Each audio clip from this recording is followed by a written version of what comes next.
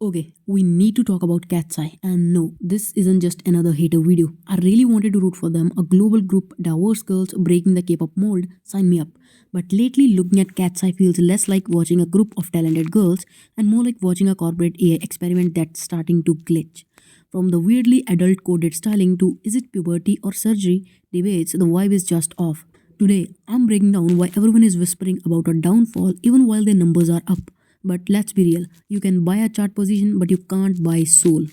Let's start with the thing everyone sees but nobody's allowed to talk about without getting jumped, the glow up. We were sold this idea of natural representation, but then the girls debuted and suddenly the faces are facing. People are pointing out that Yoonchae and Lara, they look very different. We are talking that specific Instagram face aesthetic. Fans always scream it's just makeup or they grew up, but babes, puberty doesn't usually give you a new bridge for your nose. When your whole brand is be yourself, but you are allegedly getting the same clean girl surgery as every other influencer in LA, it feels fake. It feels like the industry took these unique girls and put them through a Western beauty standard filter. Now let's talk about the outfits and the vibes. It's getting uncomfortable. Some of these girls were minors when this whole journey started, and even now, the way they are being marketed is heavy. We're seeing choreography and concepts that feel way too mature for a group that is supposed to be fresh.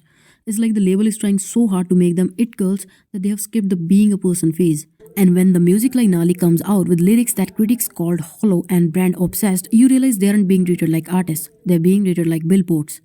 First off, we have to talk about the adults in the room or the lack of them. People are looking at the members' upbringings and noticing some very intense patterns. Take Megan for example. Her career path looks like a blueprint for fame at all costs from a very young age.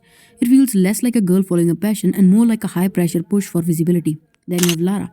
I once saw that bathtub photo that went viral, and the question wasn't just about her, it was who took that? Who thought that adult coded imagery was okay for a young girl?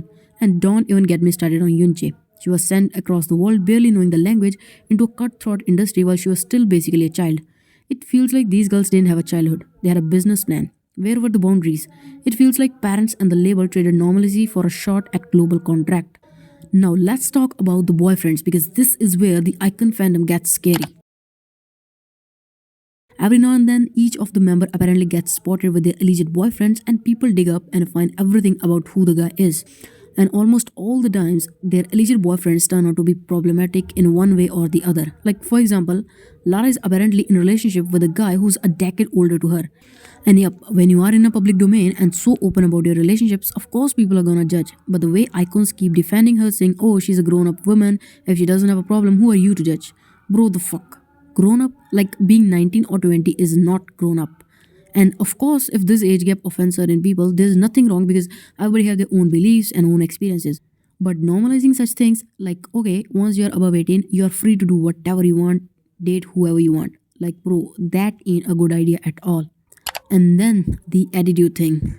Remember that live stream when the Gnarly song came out and they were receiving criticism for their music, and one of the member basically said, if you don't like it, get the fuck away from us. Look, I love a confident queen, but there's a thin line between confidence and arrogance. You're a brand new group, you're asking the world to listen. When you tell the general public to fuck off the second they aren't feeling a song, you aren't being a baddie, you're being dismissive.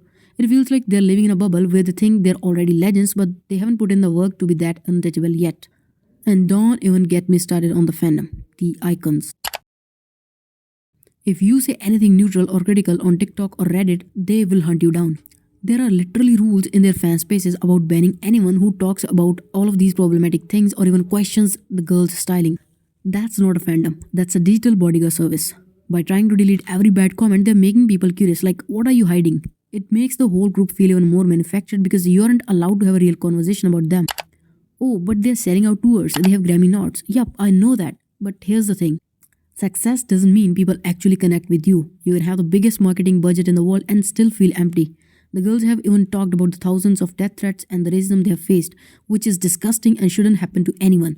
But it shows how divisive they have become. They aren't the global sweethearts we were promised. They're a brand that people either blindly follow or totally resent. At the end of the day, is it a downfall? If we are talking money, no. But if we are talking about the dream they sold us in Dream Academy, absolutely. The gap between what they say they are and what we see is getting too big to ignore. You can stand them, and that's fine, but let's stop pretending the criticism is just hate. It's observation. So, what's your take? Is Cat's Eye the future of music, or are they just a high budget trend that is losing its soul? Let's talk in the comments, but keep it cute.